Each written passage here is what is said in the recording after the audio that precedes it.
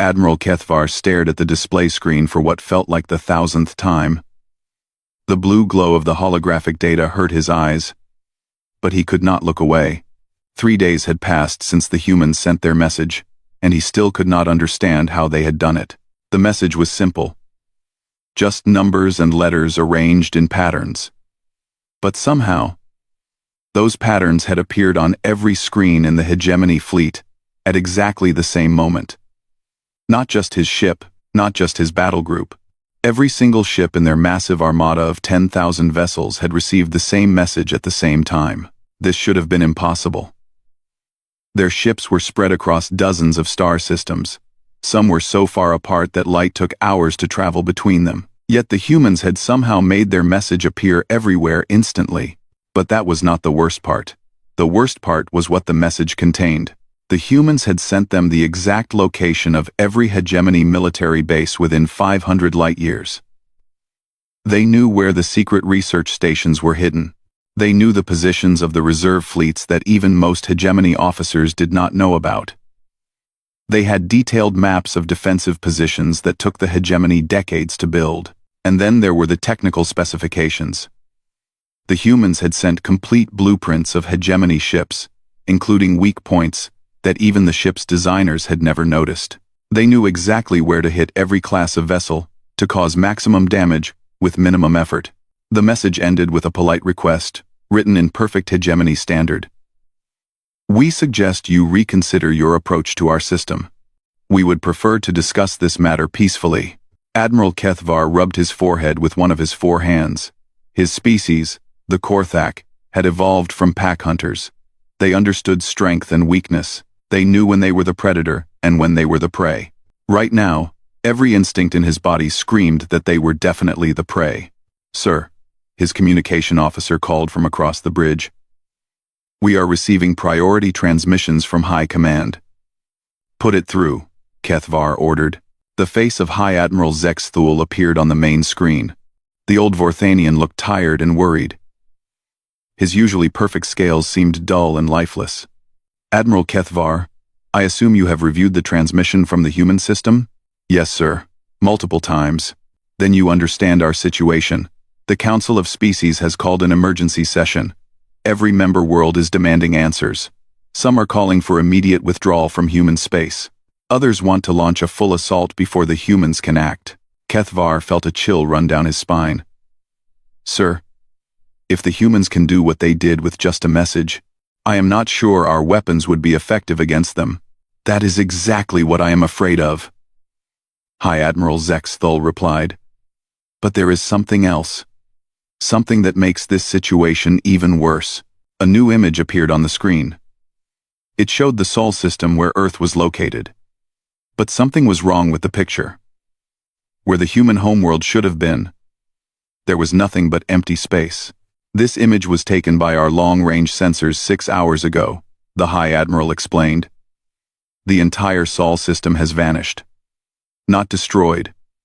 Not moved. Vanished. Our sensors detect a gravitational anomaly where the system used to be, but we cannot explain what caused it. Admiral Kethvar stared at the empty space where an entire star system had once existed. How is that possible, sir? Our best scientists are working on that question. So far, they have no answers. What we do know is that the humans are capable of things we thought were impossible.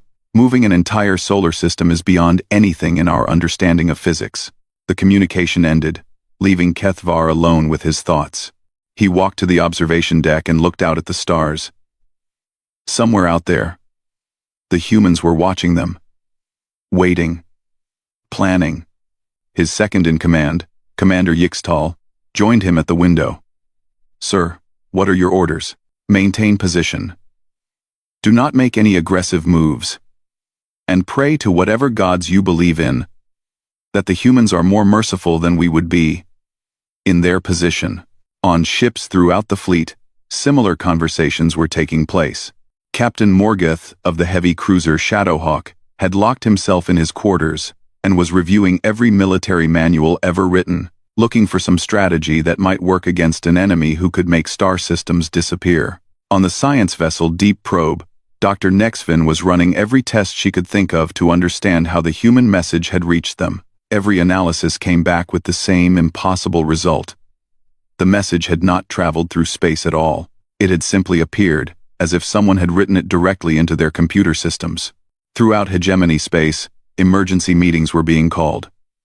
The Zephyrian Strategic Council, considered the greatest military minds in the galaxy, had been working non-stop for 3 days. Their conclusion was simple and terrifying.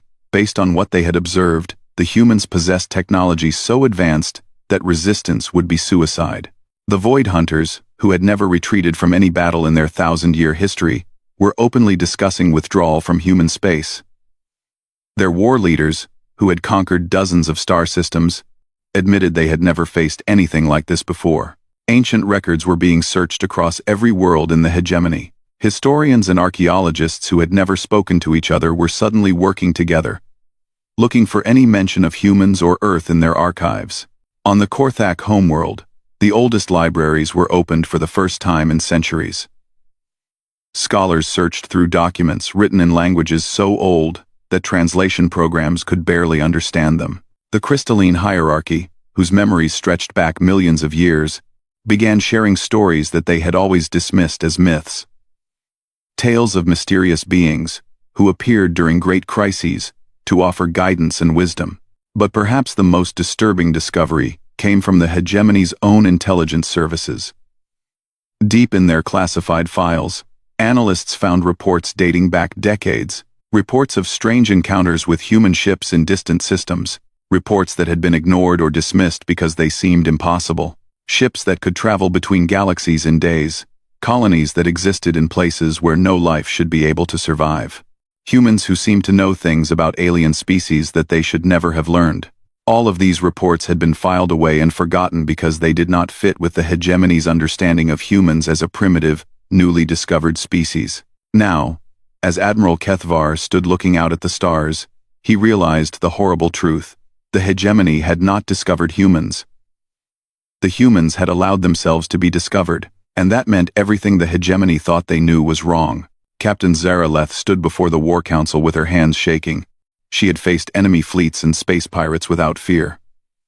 But this was different. The 12 most powerful beings in the hegemony were staring at her, waiting for answers she was not sure she could give. The council chamber was built to intimidate. The ceiling stretched so high that shadows gathered in the corners. Each council member sat on a throne made from the bones of creatures from their homeworlds. The message was clear.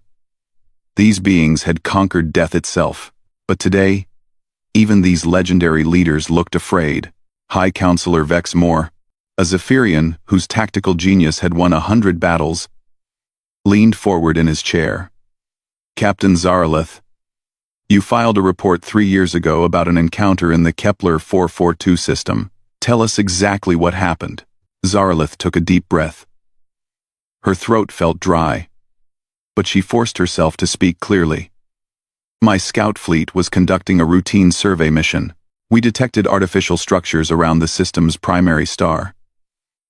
When we moved closer to investigate, we found 3 human ships and what appeared to be a mining station. You identified them as human vessels? Asked Counselor Hexnara, her cybernetic eye glowing red in the dim light. Yes, Counselor. The ships matched the basic design patterns we had on file for human technology. They were small, simple-looking vessels. Nothing that appeared threatening. Continue, Vexmore ordered. We sent them the standard claim message, informing them that the system now belonged to the hegemony, and they had 24 hours to evacuate. They responded immediately. Zaraleth paused, remembering that day.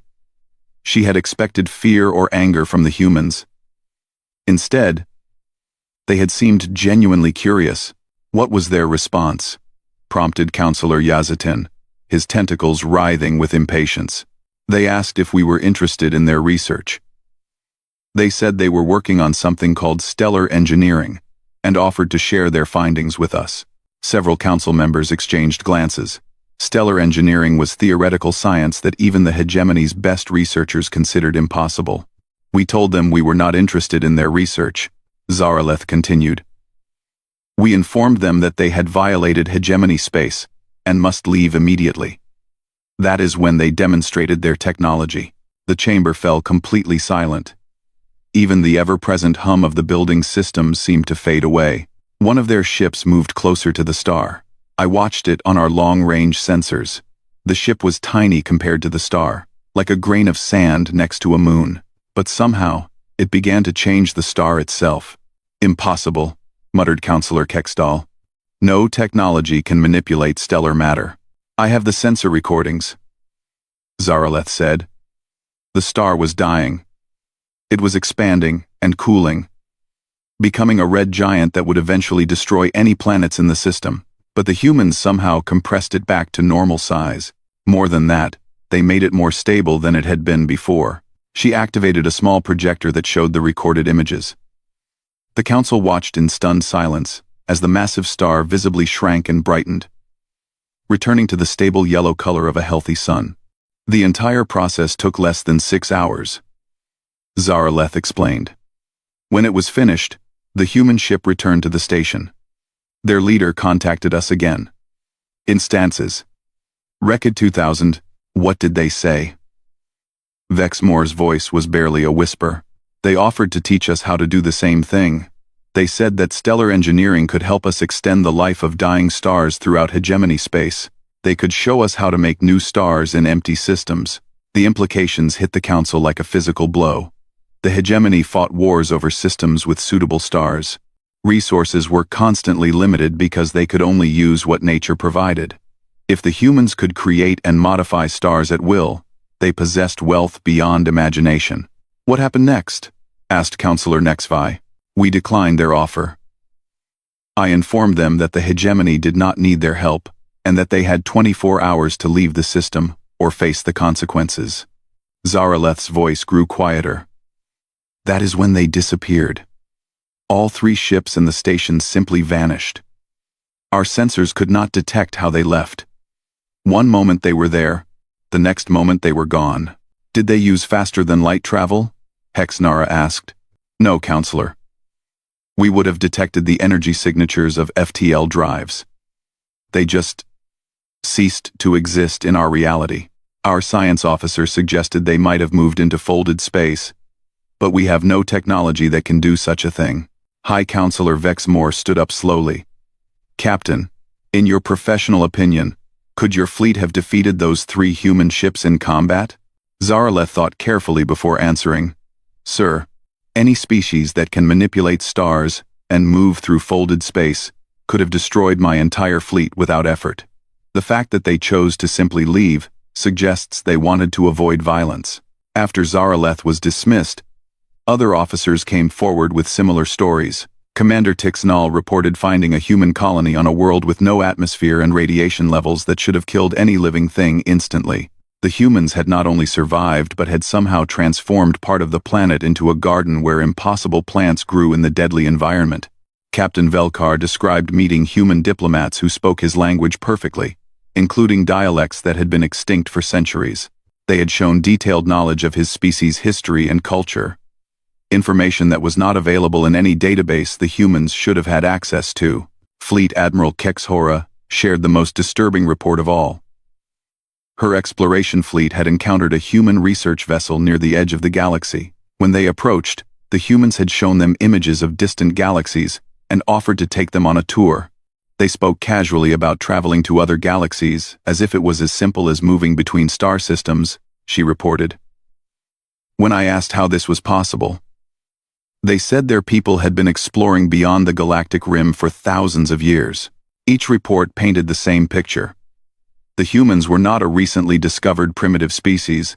They were something else entirely, something that had been watching the hegemony from the shadows for decades or perhaps centuries. As the testimonies continued, a pattern emerged that chilled every council member to the bone. In every encounter, the humans had been helpful, curious, and peaceful. They had offered to share knowledge and technology that could transform hegemony civilization, and in every case, when their offers were rejected and they were ordered to leave, they had simply vanished without fighting back. The humans, it seemed, had no desire for conflict. They wanted to help, to teach, to share their incredible knowledge with other species. This realization terrified the hegemony leadership more than any weapon could have. They understood war and conquest. They knew how to deal with enemies who wanted to fight or destroy them. But how do you fight an enemy who wants to help you? How do you conquer a species that offers gifts instead of resistance? As the final witness left the chamber, High Counselor Vex Moore spoke the question that haunted them all. If the humans are so powerful and benevolent, why did they allow us to think we could conquer them? Why reveal their true nature now? None of them had an answer, but they all feared what that answer might be. Dr. Vex High had not slept in 4 days. Her laboratory, usually organized and clean, was now covered with data screens, research papers, and empty food containers. The greatest scientific minds in the hegemony had been working around the clock to understand what humanity really was, and what they had discovered made no sense. She stood in front of a massive holographic display showing the structure of human DNA. The genetic code floated in the air like a twisted ribbon of light, beautiful and impossible. "Computer, run Analysis Protocol 7 again," she commanded. "Analysis complete," the synthetic voice replied. "Human DNA contains genetic sequences from 473 different species across the galaxy. Probability of natural evolution, 0%. Vexai rubbed her eyes with her tentacles. This was the 15th time she had run the analysis, hoping for a different result. But the facts remained unchanged. Human genetic structure was not natural. It had been carefully designed. "Dr. Vexai," her assistant called from across the room. "The archaeological team has finished their report on Earth's geological history." What did they find? The planet shows signs of massive terraforming approximately 2.7 million years ago. Atmospheric composition was altered, ocean levels were adjusted, and the magnetic field was artificially strengthened. Vexai felt a cold sensation run through her body. "But humans claim their recorded history only goes back a few thousand years." "Correct, Doctor. There is a gap of almost 3 million years between the terraforming and the earliest human historical records." She walked over to another display showing Earth's timeline. The data painted a picture that challenged everything they thought they knew about human civilization. "Computer, show me the correlation between major galactic extinction events and technological development cycles." A new hologram appeared, showing the rise and fall of civilizations across the galaxy over the past 10 million years. Red markers indicated massive extinction events that had wiped out advanced species at their peak. "Analysis shows a clear pattern," the computer reported. "Every major extinction event occurred when civilizations reached Type 7 technological classification. This includes the development of galaxy-spanning empires, stellar manipulation, and dimensional travel capabilities." Vexai stared at the pattern. Every time a species became advanced enough to threaten the balance of the galaxy, something had destroyed them. The hegemony was currently classified as Type 6 technology, approaching the danger threshold. "Computer, are there any records of survivor species from these extinction events?" Searching archives found references to a species known as the Gardeners in 17 different historical sources. These references describe beings who appeared during periods of crisis to offer guidance to struggling civilizations. "Show me those references." The display filled with text in dozens of different languages, some so ancient that the translation software could barely interpret them. But the stories were remarkably similar across different species and time periods. A crystalline hierarchy text from 6 million years ago described star shepherds who taught us to think as individuals within the collective mind. A Void Hunter saga from 3 million years ago spoke of teachers who showed us that strength comes from protecting the weak. Even recent Zephyrian military records mentioned advisors who helped us develop tactical doctrines that minimized casualties. "Dr. Vexai," another assistant interrupted. "The xenobiology team has something you need to see." She followed him to a different section of the laboratory where brain scans from various species were displayed on multiple screens. "We have been analyzing neural development patterns across all known intelligent species," the xenobiologist explained. "We found something strange in the data. The screens showed brain structures from dozens of different alien races. Despite coming from completely different evolutionary backgrounds, They all showed similar development patterns in areas related to cooperation, empathy, and long-term planning. This level of similarity should be impossible, the scientist continued. These species evolved on different worlds, under different conditions, with completely different selection pressures, yet they all developed nearly identical social and emotional intelligence capabilities. Vexhai studied the data with growing horror. You are suggesting that someone guided the evolution of neural development across multiple species? The evidence strongly supports that conclusion. Someone or something has been subtly influencing how intelligent life develops throughout the galaxy. She returned to her main workstation and began combining all the data they had gathered. The picture that emerged was terrifying in its implications. Humans were not a young species that had recently achieved space travel. They were ancient beings who had been manipulating galactic development for millions of years. They had guided the evolution of countless species, carefully shaping how civilizations developed. Computer analysis request. Based on all available data, what is the most likely explanation for human behavior patterns? Based on current evidence, humans appear to be a gardener species responsible for cultivating and managing galactic civilization development. They have prevented destructive extinction events by guiding aggressive species toward more cooperative behaviors. The words hit Vexhai like a physical blow. The hegemony was not a great galactic empire that had conquered its way across the stars. It was a carefully managed garden, with humans as the gardeners. Computer, show me the current status of hegemony territorial expansion. A galactic map appeared, showing hegemony space as a green area, spanning dozens of star systems.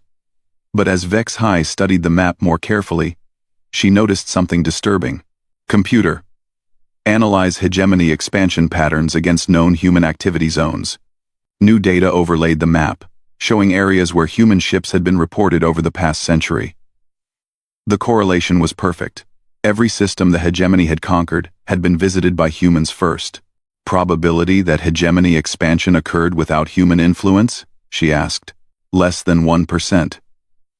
Evidence suggests that human activity preceded hegemony expansion in 97% of conquered systems. Vexhai sat down heavily in her chair. The horrible truth was becoming clear. The hegemony's great military victories, their technological advances, even their political structure, had all been influenced by human guidance. They were not conquerors. They were students in a cosmic classroom, and they had just failed their final exam. Her communication device buzzed with an urgent message from the High Command. Dr. Vexhai, report to the War Council immediately. Bring all research data. She gathered her files and headed for the council chamber, her mind reeling with the implications of their discoveries. As she walked through the corridors of the research station, she passed other scientists working frantically on related projects. The physics team was trying to understand how humans had made the Sol system vanish. Their preliminary conclusion was that humans had somehow moved their entire solar system into a parallel dimension, a technology so advanced that hegemony science could not even theorize about how it worked. The communications team was analyzing the impossible message that had reached every ship simultaneously. They had determined that the message had not traveled through normal space-time at all. Instead, it had been inserted directly into reality at the quantum level, bypassing every known law of physics.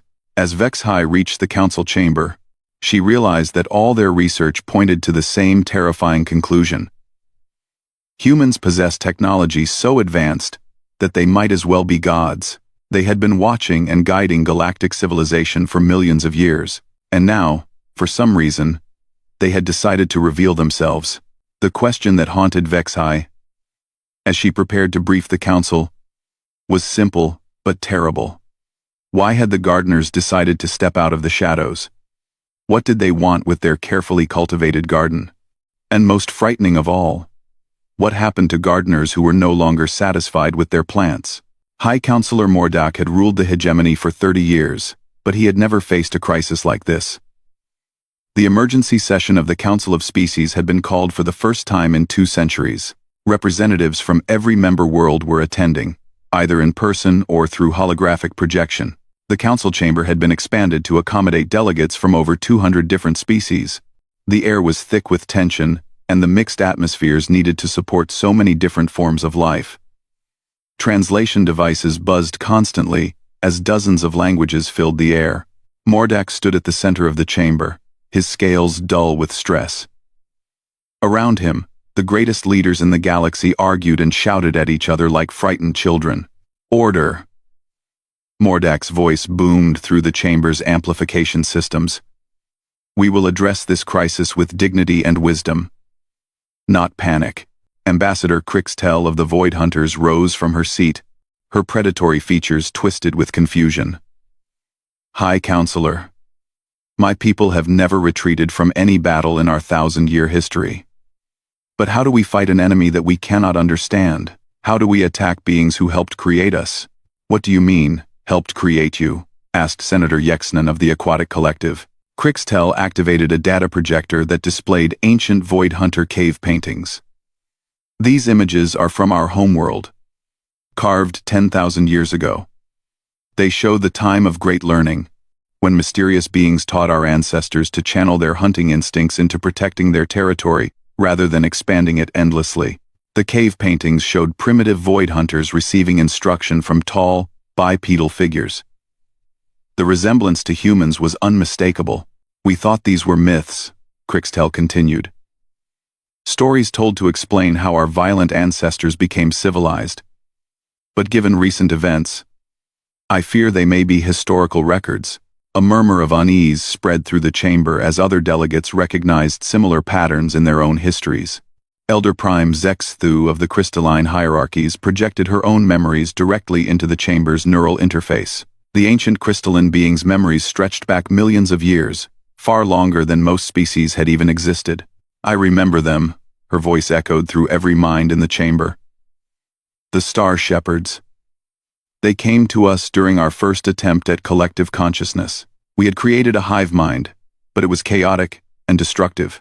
Individual thoughts were being crushed by the collective will. The memory played out like a dream shared by everyone present. Young crystalline beings struggling with the overwhelming sensation of joined minds, losing their individual personalities to the greater collective. The Star Shepherds showed us how to maintain personal identity within group consciousness.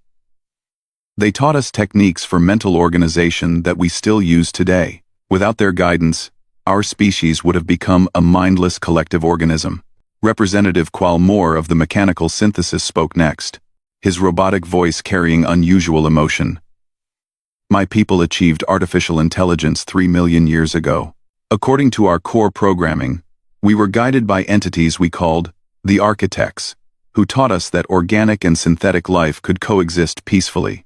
He displayed technical diagrams showing early AI development.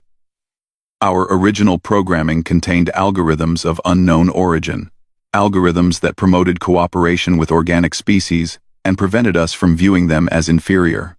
We assumed these were natural developments in our logic systems.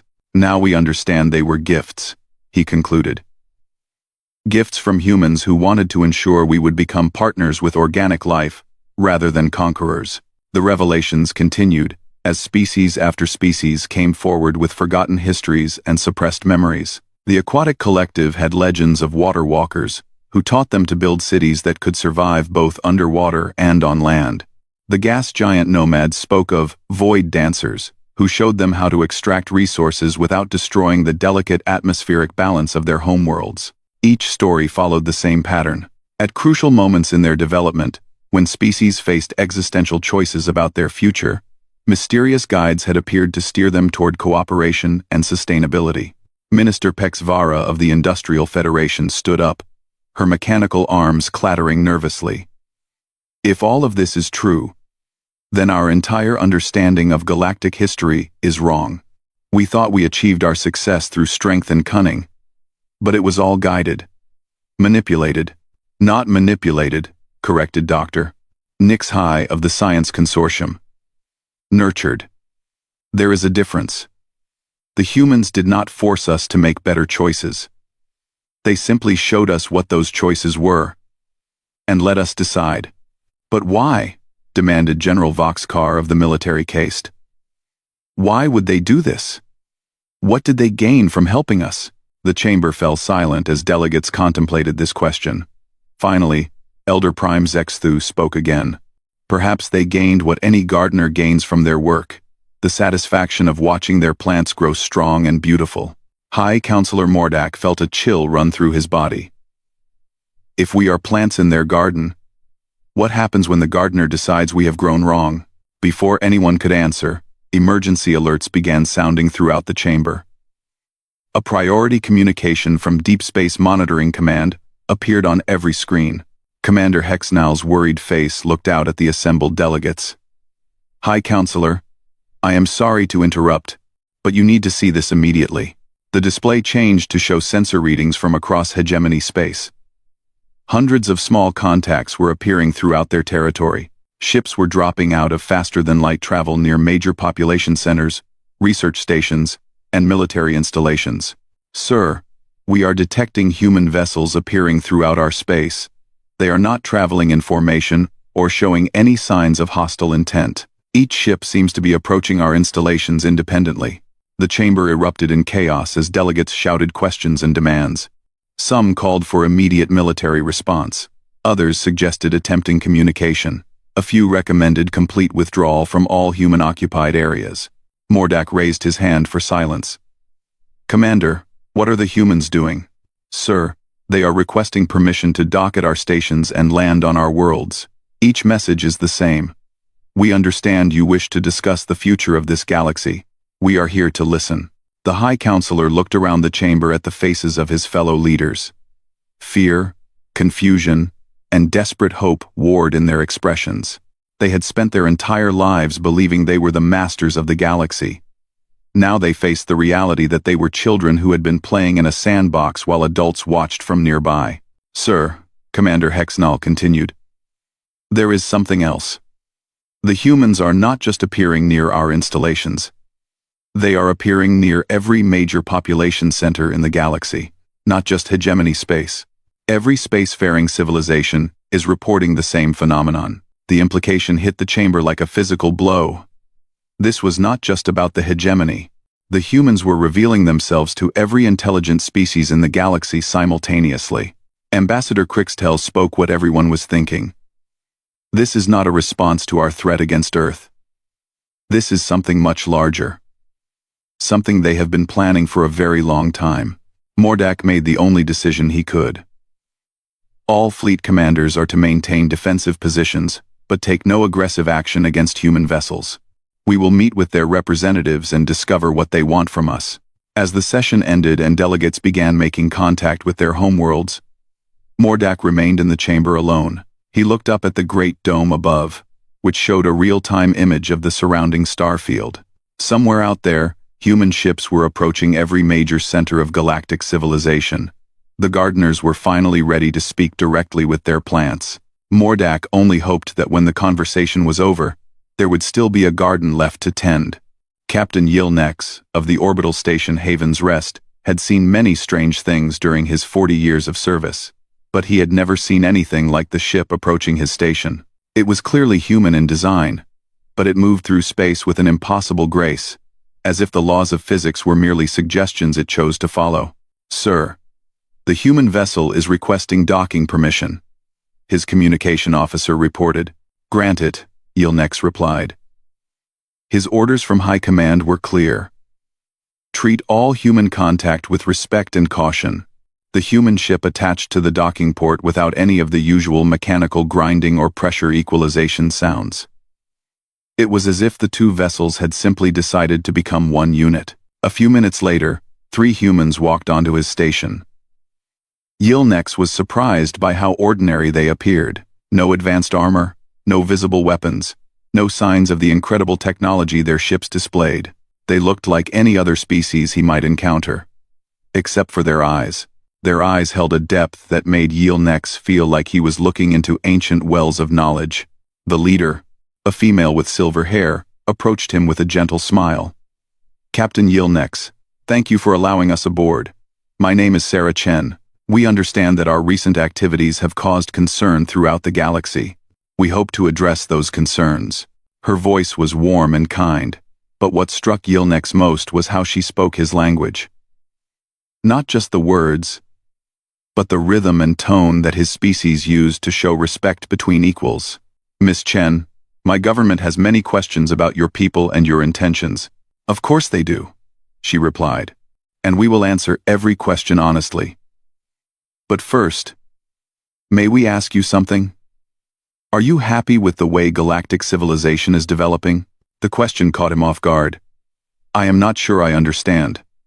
Your species, the Talnori, are natural explorers.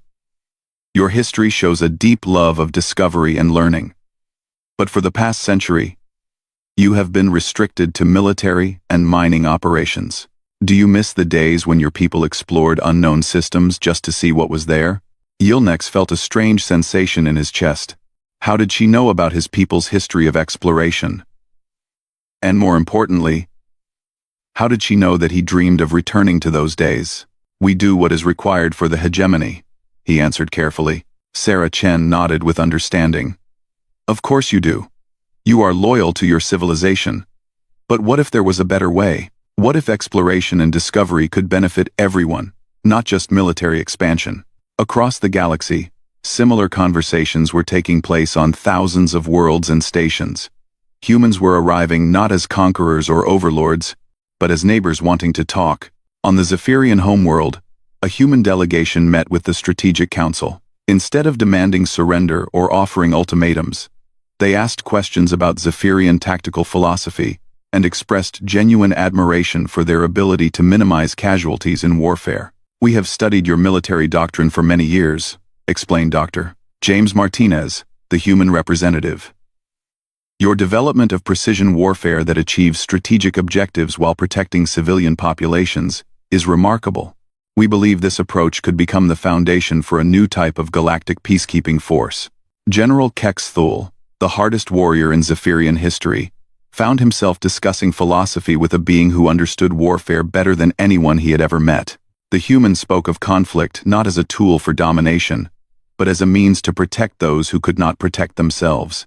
On the crystalline hierarchy homeworld, humans met with the collective consciousness and shared mental techniques that the crystalline beings had never imagined possible. They showed how individual thoughts could enhance collective wisdom rather than limiting it. You have achieved something beautiful, said Dr. Lisa Park, her thoughts flowing directly into the collective mind. A true balance between personal identity and group consciousness. But this is only the beginning. There are forms of mental connection that can span across species barriers. The most incredible encounter took place on the Void Hunter homeworld, where humanity's representative was a warrior philosopher named Marcus Thompson. He challenged their greatest fighters not to combat, but to demonstrate their protective instincts. Your ancestors were predators, he said to the assembled war leaders. But you chose to become guardians instead. This transformation required incredible strength. We believe you are ready to become guardians for the entire galaxy. The pattern was the same everywhere. Humans did not come with weapons or threats. They came with understanding, appreciation, and visions of what each species could become. But perhaps the most disturbing encounter from the hegemony's perspective took place on their capital world, where a single human woman named Dr. Elena Vasquez met with High Counselor Mordak himself. She sat across from the most powerful being in the galaxy, as if they were old friends meeting for tea. High Counselor, your empire has achieved something remarkable, she said. You have brought together hundreds of different species under a single government. The administrative complexity alone is staggering. Mordak felt himself relaxing despite his fear. It has not been easy. Different species have very different needs and perspectives. Exactly, Dr. Vasquez agreed, which is why what you have accomplished is so impressive. You have created a framework for cooperation between beings who would naturally be competitors. This kind of organizational ability is exactly what the galaxy needs for its next phase of development. Next phase? Mordak asked. High Counselor. Your empire currently spans about 1% of the galaxy. There are thousands of other civilizations out there, most of them isolated and struggling with the same challenges you have faced. Imagine what could be accomplished if your organizational expertise was combined with, say, Zephyrian peacekeeping doctrine and crystalline hierarchy mental coordination techniques. Dr. Vasquez activated a small device that projected a holographic image of the galaxy. Thousands of points of light marked different civilizations, most of them small and isolated. "We are not here to replace the hegemony," she continued. "We are here to help it evolve, to help it become the foundation of something unprecedented. A truly unified galactic civilization where every species can contribute their unique strengths to the common good." Mordak stared at the galaxy display, his mind racing. "What you are describing would require cooperation on a scale never before attempted. The technical challenges alone would be enormous." "Yes, they would be." Dr. Vasquez smiled. "But not impossible. And humanity would not be asking you to do this alone.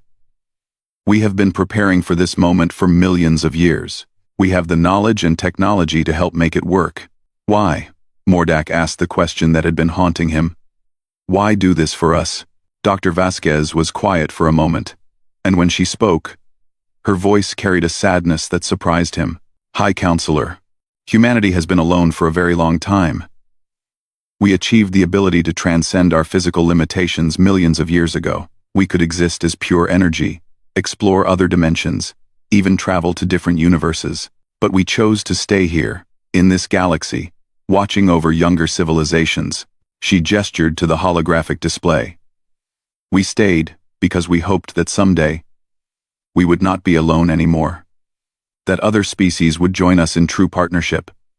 Not as students or subjects, but as equals exploring the infinite possibilities that exist beyond physical reality." The weight of her words settled over Mordak like a heavy blanket. Humanity had not revealed themselves to conquer or dominate. They had revealed themselves because they were tired of being alone. "What happens if we refuse your offer?" he asked. "Then we return to watching from the shadows, and you continue developing as you choose. We will not force anyone to join us. But we hope you will consider what we have offered." As reports flooded in from across the galaxy, the scope of humanity's plan became clear. They were not offering individual species a choice between submission or destruction. They were offering all of galactic civilization a chance to join something greater than any empire or alliance that had ever existed. The hysteria that had gripped the galaxy was being replaced by something even more terrifying: hope. Hope that the endless cycle of competition and conflict between species could finally end. Hope that the vast resources and knowledge of the galaxy could be shared rather than hoarded. Hope that species could work together to explore mysteries that no single civilization could tackle alone. But with that hope came a crushing realization. Everything the hegemony thought they had achieved through their own strength and cunning had been guided by beings who viewed them not as threats to be defeated, but as children to be nurtured. The humans were not asking them to surrender their independence. They were asking them to grow up. And the most terrifying thing of all was that after millions of years of preparation, the gardeners believed their plants were finally ready for harvest.